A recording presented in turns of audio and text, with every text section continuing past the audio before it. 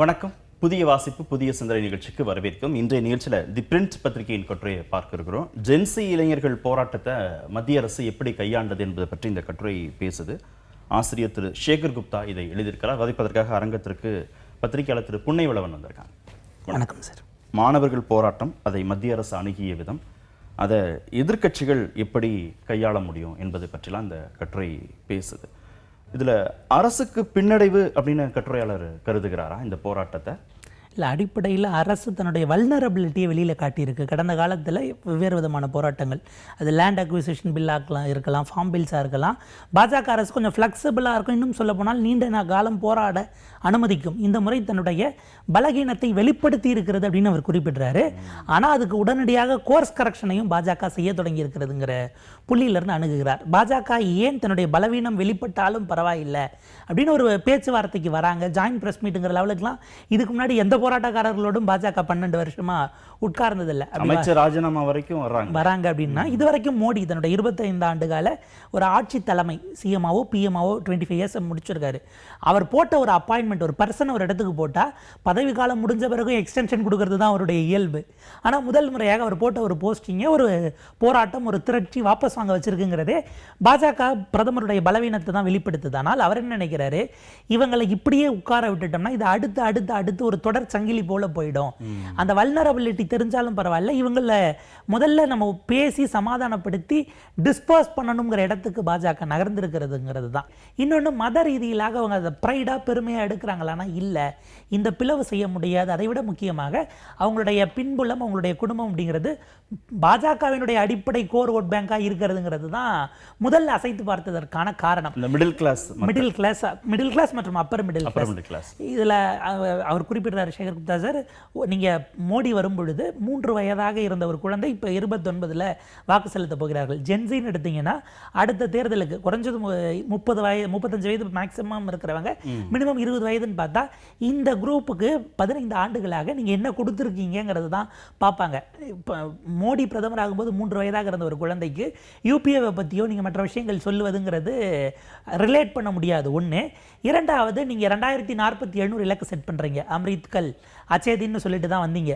விக்ஷித் பாரத், இதெல்லாம் பார்ப்பதற்கு ஒரு 50 வயதானவர் காத்திருந்தால் நம்ம பேரப்பிள்ளைக்கு இன்னும் சிறப்பாக கிடைக்குன்னு யோசிக்கலாம். இன்றைய ஜென்சி அப்படியான காத்திருத்தல் அல்ல, ப்ரெசென்ட்ல நீங்கள் பண்ணக்கூடிய தவறுகளை அவங்க கேள்வி எழுப்புற இடத்துல இருக்கிறாங்க. எனக்கு என்ன செஞ்சீங்கன்னு கேட்குறாங்க. எனக்கு என்ன செஞ்சீங்கிறத கேட்குறாங்க. அவங்களுக்கு அச்சம் என்பதே கிடையாது. நம்முடைய கரியர் பாதிக்கப்படும். அவர் மண்டல் இடஒதுக்கீடு கொண்டு வரப்பட்ட போது விபி சிங் அந்த சமயத்தில் அந்த இளைஞர்களை இதையும் ஒப்பிடுறார். அது இன்றைக்கு இடபிள்யூஎஸ் யாருக்கெல்லாம் வழங்கப்பட்டிருக்கிறதோ அவர்கள் அன்றைக்கு கொதித்தெழுந்து வெகுண்டெழுந்து போராடியது தான். அது ஒட்டுமொத்தமாக அந்த ஒப்பீடு சரிதானா? இல்லை, அந்த ஒப்பீடுங்கிறது 2 இளைஞர்களுக்கும் இருந்த தன்மை. அதுக்கப்புறம் கரியரே பாதிக்கப்படும், இல்லை எங்களுக்கு எதிர்காலம், இது ஒரு கேஸ் ஆச்சுன்னா நமக்கு கரியர் இல்லை, எதிர்காலம் இல்லை என்கிற இடத்தில் இருந்த உணர்வுகளை ஒப்பிடுறாங்க. இல்லை, உயர் வகுப்பை சேர்ந்த இளைஞர்கள் இடஒதுக்கீடாளர் பாதிக்கப்படுவோமோன்னு நடந்த போராட்டத்துக்கும் மத்திய தர வர்க்கம், மத்திய தரத்திற்கு மேல் இருக்கக்கூடிய வர்க்கம் இணைந்து போராடுறதுக்கும் அடிப்படையில் ஒரு வேறுபாடு இருப்பதாக, அடிப்படையில் மிக முக்கியமாக சமூக நீதியின் பார்ப்பட்டு இருக்கக்கூடிய பார்வையில் ஒரு கூறு வேறுபாடு இருக்கிறது. 2 ஒன்று கிடையாது. அந்த பார்வையை முழுக்க முழுக்க வேறானது. அது இடஒதுக்கீட்டுக்கு எதிரான நிலைப்பாட்டிலிருந்து வந்தது. இது எங்களுடைய கல்வி, வேலைவாய்ப்பு, இது எல்லாமுமே இன்றைக்கு சீர்குலைக்கப்படுகிறதுங்கிற இடத்திலிருந்து எதிர்காலம் குறித்த கன்சர்ன்ல இருந்து வருது அப்படின்னு நம்ம பார்க்கணும். இப்போது நடக்கக்கூடிய பாதிப்புகள் அனைத்திற்கும் கடந்த கால அரசுகள், குறிப்பாக காங்கிரஸ் மீது காரணம் சொல்றத, குற்றச்சாட்டு வைக்கிறத இன்றைய இளைய தலைமுறை ஏற்றுக்கொள்ளலைங்கிறத புரிஞ்சுக்கணுமா இந்த போராட்டத்தின் வாயிலாக? இன்றைய இளைய தலைமுறை உங்களுடைய பெர்ஃபார்மன்ஸ் என்னன்னு சொல்லுங்கிற இடத்துல இருந்து வராங்க. இந்த 12 ஆண்டுகள் அவர் இந்த 12 ஆண்டுகளில் 150க்கும் மேற்பட்ட பேப்பர் லீக்ஸில் தொடங்கி எக்ஸாம் மேனிப்புலேஷன், போட்டித் தேர்வு, காம்படிட்டிவ் எக்ஸாமில் அது ஆள் மாறாட்டமில் தொடங்கி கொஷின் பேப்பர் லீக்கில் இருந்து பேப்பர் சேசிங்லேருந்து பல விஷயங்கள் வெளியே நீங்கள் தூரத்தில் இருந்தே கண்ட்ரோல் பண்ணி சிஸ்டமில் ஹேக் பண்ணி ஆன்சர் சப்மிட் பண்ணுற வரைக்கும் பல விஷயங்கள் நடந்துருச்சு. இதன் காரணமாக பாதிக்கப்பட்டதில் ஒன்றுத்துலேயாவது நீங்கள் கன்விக்ஷன் வாங்கி கொடுத்தீங்களான்னு உங்களை பார்த்து கேட்குறாங்க. இப்போ இன்னைய தேதிக்கு பாஜக அரசாங்கம் வந்த பிறகு மட்டும் கடந்த 11 ஆண்டுகளில் 18 வழக்கு சிபிஐக்கு போயிருக்கு. ஒரு கேஸ்ல கூட கன்விக்ஷன் வாங்கல. அப்ப இந்த சிண்டிகேட்டை உடைக்கிறதுக்கு நீங்க ஒன்றும் பண்ணலங்கிற கேள்விக்கு நீங்க பதில் சொல்லணும். காங்கிரஸ்ல இதை விட நிறைய வந்துச்சு. இது பதிலாக இன்றைய இளைய தலைமுறை ஏற்றுக்கொள்ளவில்லை. கோர்ஸ் கரெக்ஷன் பண்ண தொடங்கிடுச்சு பாஜக அப்படின்னா இளைஞர்களுடைய கோபத்தை மட்டுப்படுத்தும் முயற்சியில் பாஜக வெற்றடைந்து விட்டதாக கருதணுமா? இன்னொன்று, திரு சேகர் குப்தா குறிப்பிடுற மாதிரி எதிர்க்கட்சிகள் அந்த கோபத்தை தங்களுக்கு சாதகமாக பயன்படுத்திக் கொள்றதுக்கான சாத்தியக்கூறுகள் இருக்குமா? பாஜக கோர்ஸ் கரெக்ஷன் இந்த இடத்துல நம்ம சொல்ல வேண்டியது, இளைஞர்கள் எங்கே இயங்குறாங்களோ அந்த தளத்துக்கு போனது தான். அவங்க கேட்ட கேள்விக்கு சரியான பதிலை சொல்லி தன்மையப்படுத்துவது தான் ஆக்சுவலாக கோர்ஸ் கரெக்ஷனாக இருக்கும். இன்ஸ்டாகிராமுக்கு போய் நீங்கள் 15 நாளுக்கு ஒரு முறை வீடியோ போடுறது, மன் கி பாத்தை வீடியோவில் பேச போகிறீங்க, அவ்வளோதானே. அது இருவழி பாதையாக இல்லாமல் போவதற்கு தானே வாய்ப்பு வருகிறது. கோர்ஸ் கரெக்ஷன் இளைஞர்கள் எதிர்பார்க்கக்கூடிய கோர்ஸ் கரெக்ஷன் இது இல்லை. இருவழி பாதையாக அவங்க எதிர்பார்க்குறாங்க, டயலாக் எதிர்பார்க்குறாங்க. நீங்கள் இன்ஸ்டா லைவ்லேயே கொஷின்ஸை போட சொல்லி எடுத்து உங்களுக்கு ஃபேவர்னானதை கூட எடுக்கலாம். அப்படி எடுத்தீங்கன்னா அது ஒரு இன்ட்ராக்ஷனை கொடுக்க வாய்ப்பு இருக்குது.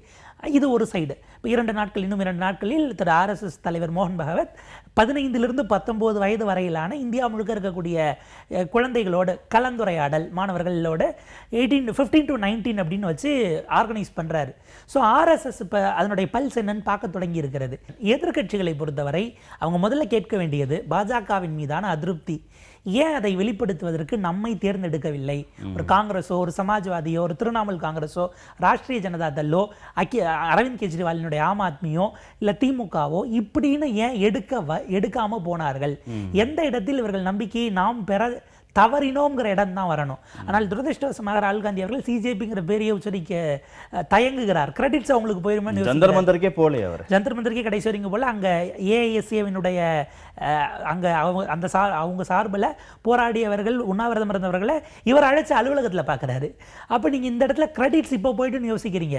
பாஜகவுக்கு எதிராக ஒற்றை புள்ளியில் எல்லோரும் இணைவது அல்லது அந்த இளைஞர்களோடு நீங்கள் டைலாக் எப்படி நடத்த போறீங்கிறது. சிஜேபி உட்கார்வதற்கு முன்பாகவே ராகுல் காந்திக்கு அந்த வாய்ப்பு இருந்தது. இந்தியா முழுக்க ஏறத்தாழ 8க்கும் மேற்பட்ட இடங்களில் வெவ்வேறு சிட்டிஸ்க்கு போயிட்டு பேப்பர் லீக் சம்பந்தமா அவர் கூட்டம் நடத்துவதாக இருந்தது. 1 or 2 தான் நடத்தினார். அந்த கோட்டாக்கு போனார், அதுக்கப்புறம் ஒரு 20 நாட்கள் அவருடைய வேற போட்ஸே தெரியல, எங்க போனார்னே தெரியல. பாஜக தரப்புல அவர் வெளிநாட்டுக்கு போயிட்டாருன்னாங்க. மறுக்கவும் இல்லை. சிஜேபி வந்து உட்கார்றதுக்கு முன்பாக இருந்த வாய்ப்பு நீங்க ஏன் பயன்படுத்திக்கல?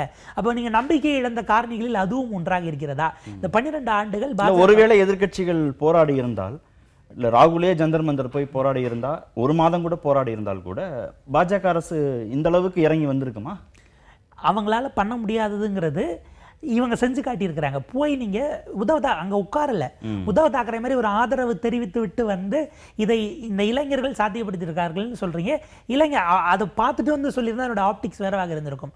நீங்கள் அங்கே வந்த கூட்டம் சிஜேபி ஒரு புள்ளிக்கு மேலே தடியடி நடத்திய அடுத்த நாள் அதை விட பெருங்கூட்டம். அவர்கள் சோனம் வாங்சக்குக்காகவோ, அபிஜித் தீப்கேவுக்காகவோ, சௌரவ்தாஸ்க்காகவோ வந்தவர்கள் அல்ல. அதை தாண்டி ஒரு இடத்துல கனெக்ட் ஆகிறாங்க. ஒரு தனிநபருடைய உத்தரவை ஏற்கிற இடத்துக்கு வராது தான் அந்த போராட்டத்தினுடைய பலமும் பலவீனமும் அதுதான்.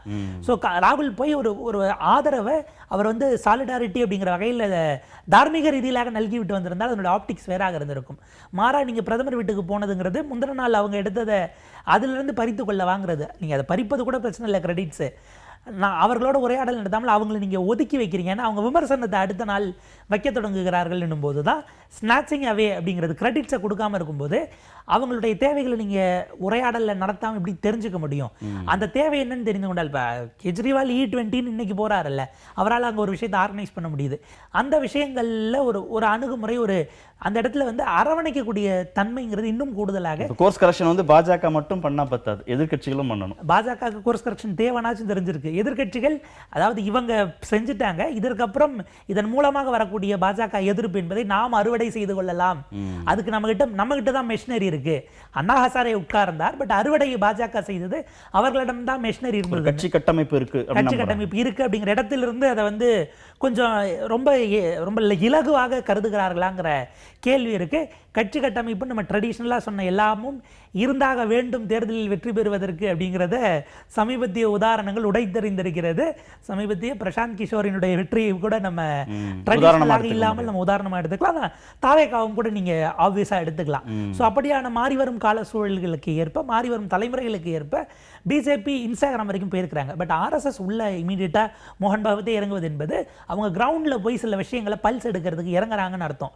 அப்படி ஒரு அமைப்பு மேபி அவங்களுக்கு தேர்தலில் அவங்க நிற்கணும்னு பர்சனல் லாபங்கள் இல்லாமல் ஒரு அமைப்புக்காக நிற்கிற அமைப்பு இல்லாதது கூட எதிர்க்கட்சிகளுக்கு ஒரு பலவீனமாக இருக்குன்னு நம்ம பார்க்கலாம். நன்றி நிகழ்ச்சியில் பங்கேற்றதற்கு. புதிய வாசிப்பு, புதிய சிந்தனை நிறைவேற்றது.